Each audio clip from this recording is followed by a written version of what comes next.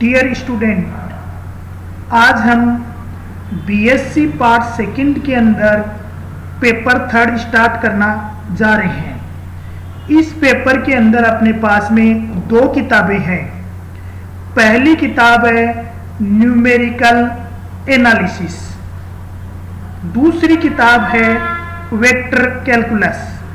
Numerical analysis से अपने को 4 यूनिट पूछी जाती है और वेक्टर कैलकुलस से अपने को यूनिट 1 पूछी जाती है। चलो आइए हम न्यूमेरिकल एनालिसिस स्टार्ट करते हैं। इसके अंदर यूनिट फर्स्ट आज हम स्टार्ट करने जा रहे हैं।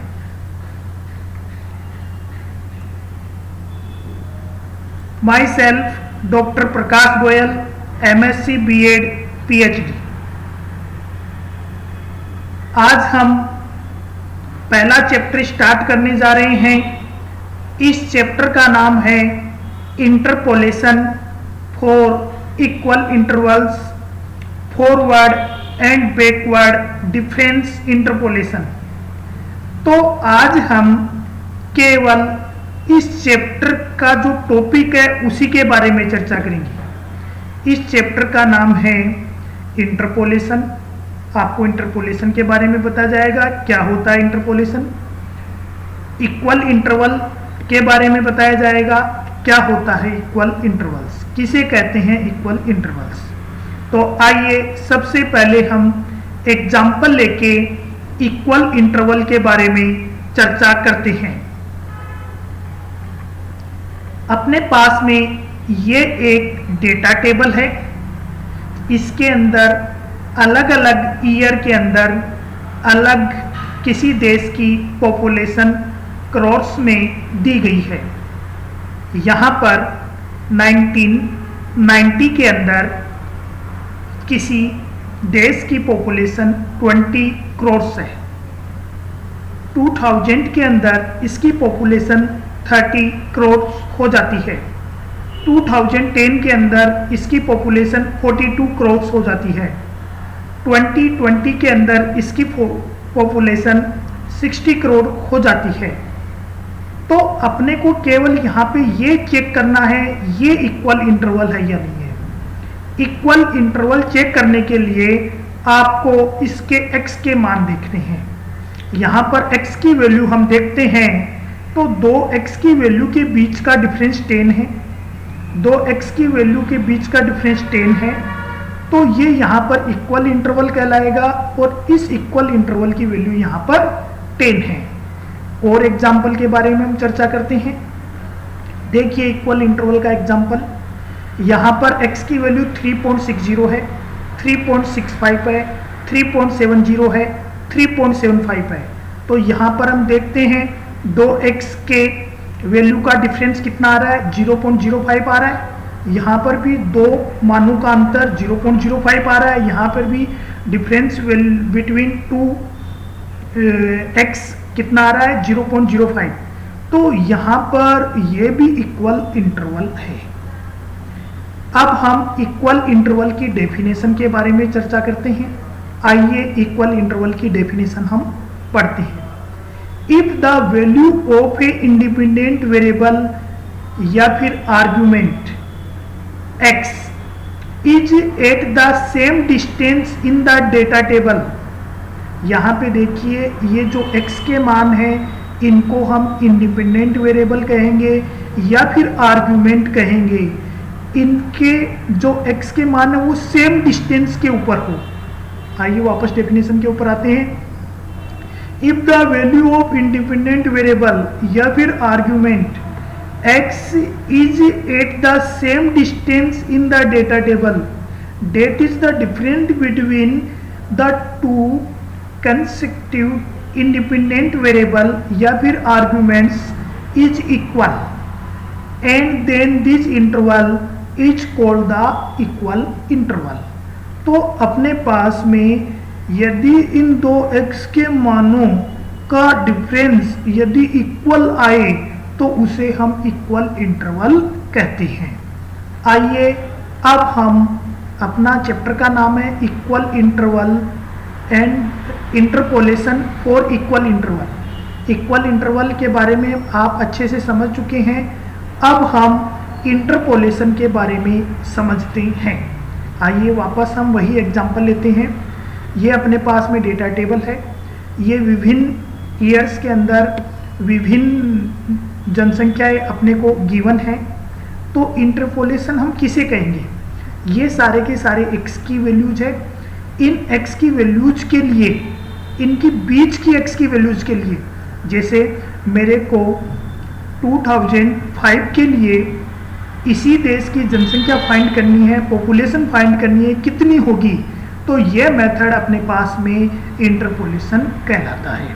देखिए, then the method of finding the population of the year 2005 with the help of given data will be called interpolation। मतलब इनके अंदर इन x के बीच की वैल्यू फाइंड करना ही अपने पास में इंटरपोलेशन कहलाता है। जैसे मेरे को 2015 के अंदर कितनी पॉपुलेशन होगी, तो इस पॉपुलेशन ज्ञात करने का मेथड ही इंटरपोलेशन कहलाएगा। 1998 के अंदर कितनी पॉपुलेशन होगी, ये पॉपुलेशन ज्ञात करने का मेथड ही अपने पास में इंटरपोलेशन कहलाएगा। आइए अब हम इंटरपोलेशन की डेफिनेशन लेते हैं। Interpolation is the technique of obtaining value of a function f(x) for the intermediate value of the independent variable x। For example, अपने पास में ये एग्जाम्पल गिवन है। आइए अब हम अपना चैप्टर स्टार्ट करते हैं। अपने चैप्टर का नाम है इंटरपोलेशन। इंटरपोलेशन के बारे में आप समझ चुके हैं। For equal intervals. Introduction. Consider a function y equal f(x). Let the consecutive value of x be. x की जो वैल्यू है अपने पास में स्टार्टिंग वैल्यू a है, फिर उसके बाद में h इसके अंदर ऐड कर देते हैं तो ये a प्लस एच हो जाती है, फिर h ऐड कर देते हैं तो a प्लस 2h, फिर h हम ऐड करते जाते हैं तो ये a प्लस NH हो जाती है। Differing by an interval h, ये h के द्वारा अलग की गई है। Then the corresponding value of f(x), x के क्रॉसपोंड वैल्यू f(x) है, तो यहाँ पर a के क्रॉसपोंड वैल्यू होगी fa, a प्लस h के क्रॉसपोंड वैल्यू होगी a plus h, a plus 2h के क्रॉसपोंड वैल्यू होगी f a plus 2h, f a plus nh के क्रॉसपोंड वैल्यू होगी f a plus nh। Here the value of independent variable x is called argument. यहाँ पे जो x के ये जितने भी वैल्यू है वो सारे के सारे आर्ग्यूमेंट कहलाते हैं।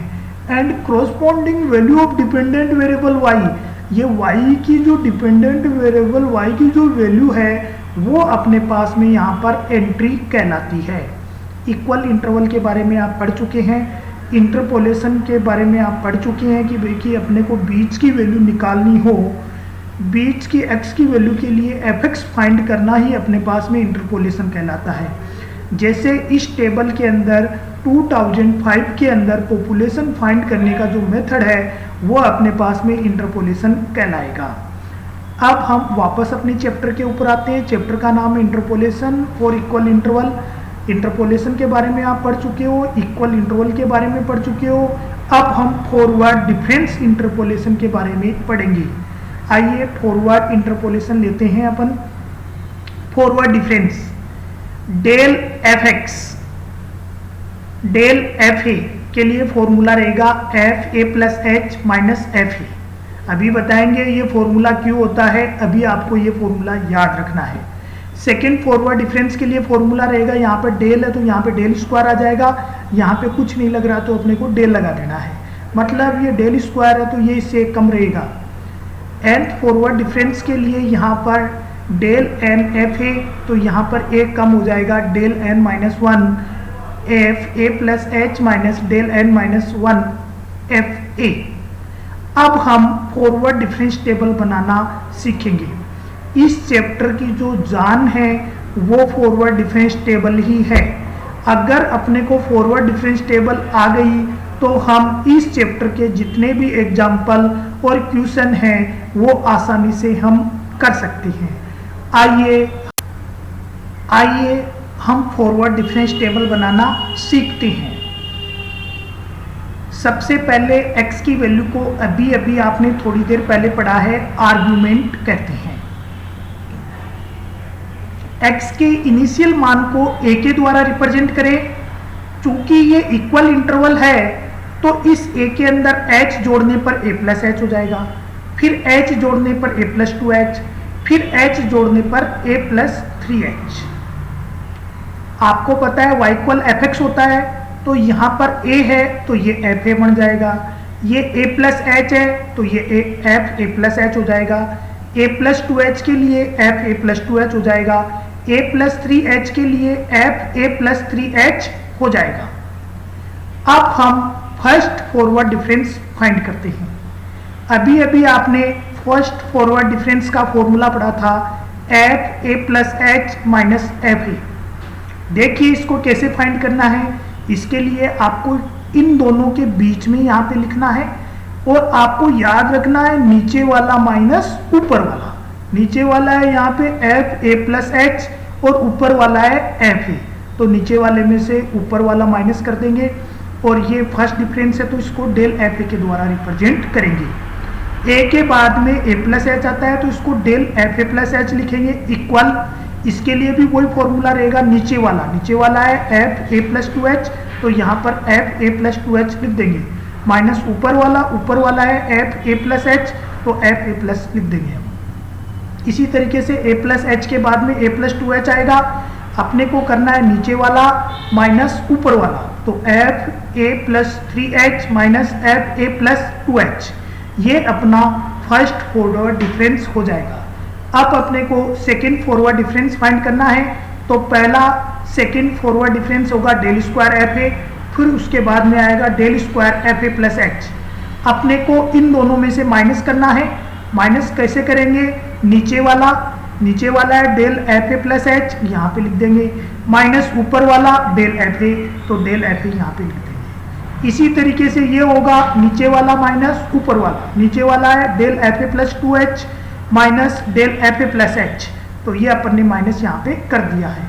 इसी तरीके से थर्ड फॉरवर्ड डिफरेंस के लिए हम डेल क्यूब एफ ए लेंगे, फॉर्मूला वही नीचे वाला del square f a plus h minus del square f a यहाँ पे बन जाएगा। इस टेबल को आपको याद करने की जरूरत नहीं है, ये टेबल एग्जाम में नहीं पूछी जाती है। इस टेबल के एग्जाम्पल एग्जाम में आते हैं, तो आइए इस टेबल को बनाने का एक एग्जाम्पल हम यहाँ पर लेते हैं। आइए एग्जाम्पल हम यहाँ पे लेते हैं।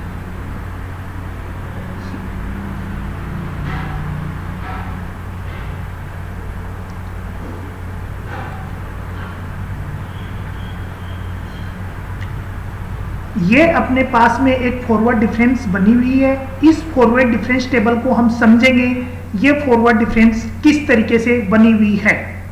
यहाँ पर x दिया गया है 1911 के अंदर, 1921 के अंदर fx की वैल्यू 15 दे रखी है, 31 के अंदर 20 दे रखी है, 41 के अंदर 27 दे रखी है, 51 के अंदर 39 दे रखी है, 61 के अंदर 52 दे रखी है। ये x है, x को हम क्या कहते हैं, आर्गुमेंट कहते हैं या फिर इंडिपेंडेंट वेरिएबल हम कहते हैं। ये fx है, ये भी अपने को गिवन होगा। fx को हम डिपेंडेंट वेरिएबल या फिर एंट्री हम कहते हैं, ये भी अपने को गिवन होगी। ये दोनों कॉलम अपने को गिवन होंगी। डेल fx को हम फर्स्ट डिफरेंस कहते हैं, तो अपने को फर्स्ट फॉरवर्ड डिफरेंस यहाँ पे फाइंड करना है।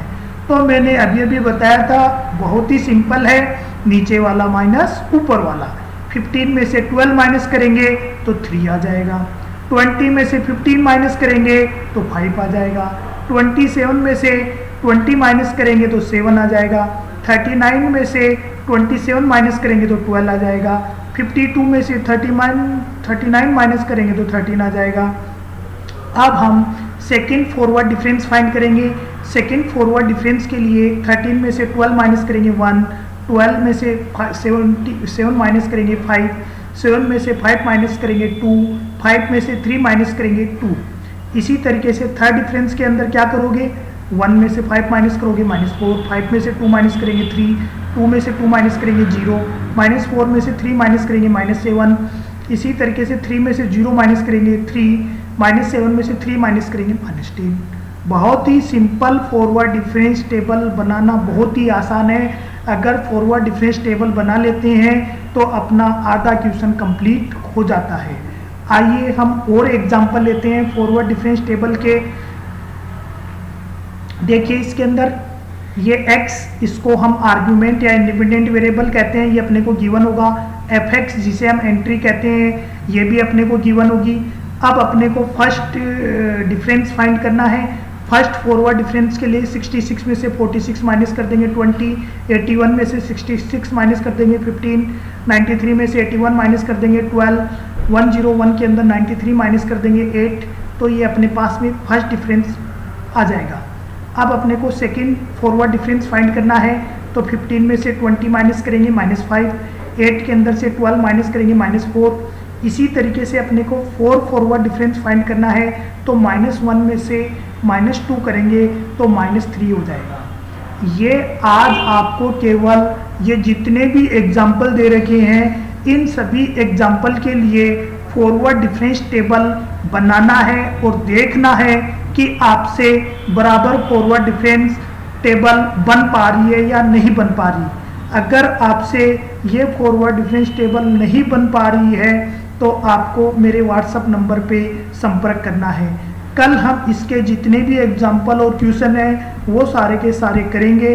अगर आपको इसके अंदर कहीं पर भी कोई भी दिक्कत आ रही है तो आप इसका स्क्रीनशॉट लेके मेरे को व्हाट्सएप करें, मैं आपको उसका सॉल्यूशन करके दूंगा। धन्यवाद।